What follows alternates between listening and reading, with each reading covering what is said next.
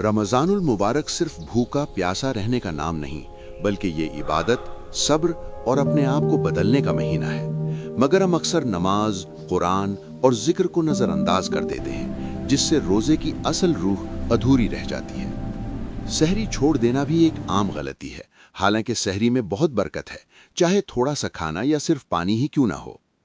रोज़े की हालत में गुस्सा करना, लड़ना, झगड़ना और बदतमीज़ी करना रोज़े के मकसद के खिलाफ है, क्योंकि रोज़ा हमें सब्र और बर्दाश्त सिखाता है। कुछ लोग सारा दिन सोते रहते हैं ताकि वक्त आसानी से गुजर जाए, लेकिन रमज़ान इबादत और मेहनत का महीना है, सिर्फ आराम का नहीं। सिर्फ इफ्तार के खानों पर तवज्जो देना और पूरा दिन मेन्यू सोचते रहना भी गलत रवैया है, क्योंकि रमज़ान खाने पीने का नहीं, बल्कि रूहानी तरक्की का महीना है।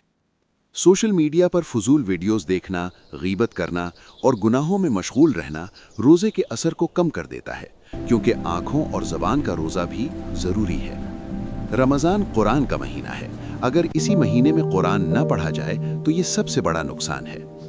आखिरी अशरा जो सबसे कीमती होता है, उसे शॉपिंग, सुस्ती या दुनियावी तैयारियों में ज़ाय कर देना भी बड़ी महरूमी है। आखिरी पैगाम, रमज़ान सिर्फ गुजारने के लिए नहीं, बल्कि खुद को बेहतर बनाने के लिए आता है।